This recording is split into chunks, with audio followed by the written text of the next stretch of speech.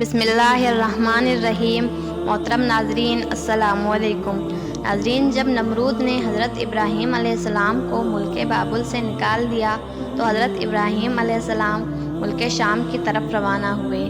ان کے ساتھ ان کی بیوی حضرت سارہ اور ان کے بھتیجے حضرت لوط علیہ السلام تھے۔ جب حضرت سارہ کا نکاح حضرت ابراہیم علیہ السلام کے ساتھ ہوا تو حضرت سارہ کافی آسودہ حال تھی۔ ان کے پاس بہت سی زمینیں اور مویشی تھے۔ آپ نے تمام اموال حضرت ابراہیم علیہ السلام کو بخش دیے۔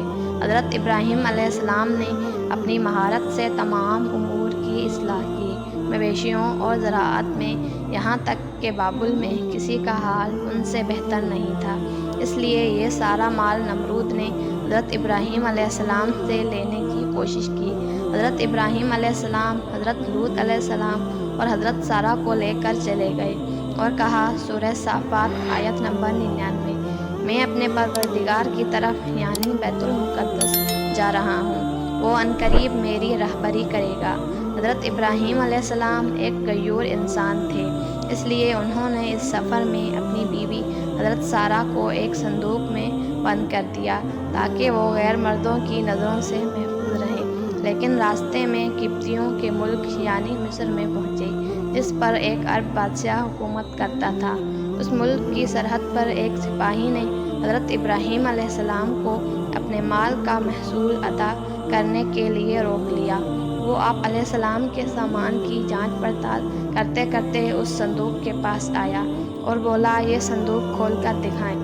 حضرت ابراہیم علیہ السلام نے کہا، فرض کرو کہ یہ صندوق سونے یا چاندی سے بھرا ہوا ہے، اب اس کے لیے تم جو کچھ چاہتے ہو میں وہ تمہیں دے دیتا ہوں، لیکن تم اس کو مت کھولو۔ اس نے کہا، جب تک صندوق نہ کھولو گے اس کا حساب نہیں ہو سکتا۔ اسی اثنا میں اس نے صندوق کو کھول دیا۔ جب اس کی نظر حضرت سارہ کے حسین و جمیل چہرے پر پڑی تو وہ کہنے لگا، اب تو میں جب تک بادشاہ کو تمہارے اور اس عورت کے بارے میں اطلاع نہ دے دوں تمہیں آگے نہیں جانے دوں گا۔ چنانچہ اس نے کسی شخص کو بھیج کر بادشاہ کو اس معاملے سے آگاہ کیا۔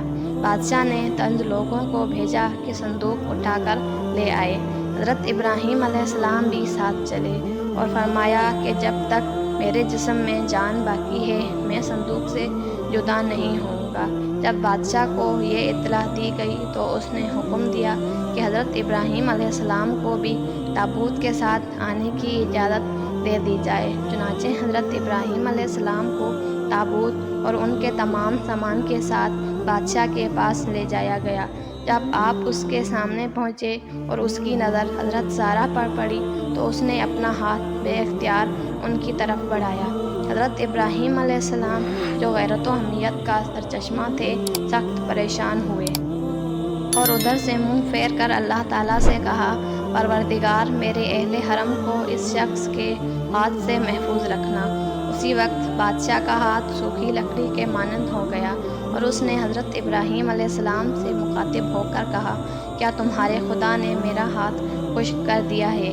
حضرت ابراہیم علیہ السلام نے فرمایا، ہاں، میرا خدا غیور ہے اور وہ حرام کاموں کو ناپسند کرتا ہے۔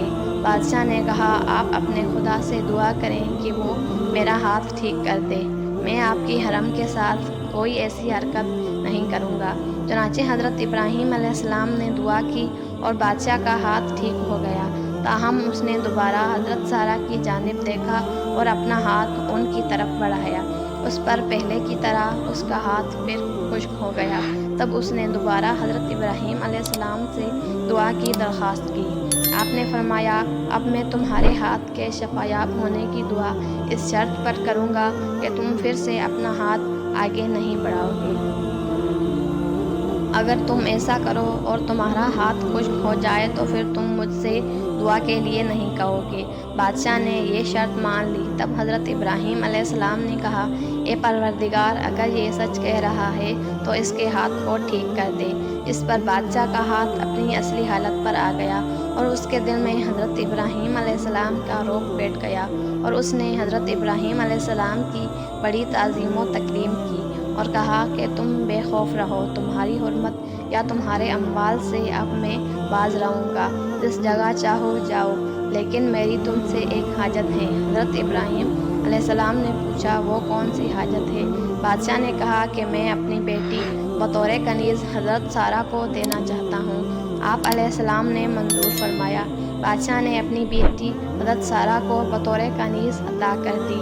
بادشاہ کی یہ بیٹی کوئی اور نہیں بلکہ حضرت ہاجرہ تھیں، جن کو بعد میں اللہ تعالیٰ کے حکم سے حضرت ابراہیم علیہ السلام نے اپنی بیوی کا درجہ دیا، اور انہی کے بدن سے اللہ تعالیٰ نے حضرت ابراہیم علیہ السلام کو حضرت اسماعیل علیہ السلام عطا کیے۔ حضرت ابراہیم علیہ السلام اپنے اہل و اموال کے ساتھ روانہ ہوئے۔ بادشاہ بھی ان کی تعظیم کے لیے ان کے پیچھے چلا۔ خدا نے حضرت ابراہیم علیہ السلام کو وحی کی کہ کھڑے ہو جاؤ اور اس بادشاہ کے آگے نہ چلو جس پر قابو پا چکے ہو، بلکہ اس کو آگے کرو اور خود اس کے پیچھے چلو اور اس کی تعظیم کرو، کیونکہ وہ بادشاہی کے باوجود مغلوب اور ناچار ہے، خواہ نیکوکار ہے یا بدکار۔ یہ سن کر حضرت ابراہیم علیہ السلام کھڑے ہو گئے اور بادشاہ سے کہا آگے چلو کہ میں تمہاری تعظیم کروں اور تم کو مقدم رکھوں اور تمہاری عزت و اکرام کی وجہ سے تمہارے پیچھے چلوں۔ بادشاہ نے پوچھا کیا ہوا، تمہارے خدا نے ایسی وحی کی ہے؟ حضرت ابراہیم علیہ السلام نے کہا ہاں۔ اس نے کہا میں گواہی دیتا ہوں کہ تمہارا خدا صاحب جلال، بردبار اور کریم ہے، تم نے اپنی دین کی طرف مجھے راغب کر لیا ہے۔ پھر بادشاہ نے حضرت ابراہیم علیہ السلام کو رخصت کیا اور وہ روانہ ہو گئے۔ اس ملک سے نکل کر حضرت ابراہیم علیہ السلام ملک شام پہنچ کر ایسی جگہ ٹھہرے جو فلسطین اور شام سے آنے جانے والوں کا راستہ تھا۔ اس راستے پر اللہ کے ان نیک بندوں نے رہنا سہنا شروع کر دیا۔ امید ہے کہ آپ کو ہماری یہ ویڈیو پسند آئی ہوگی۔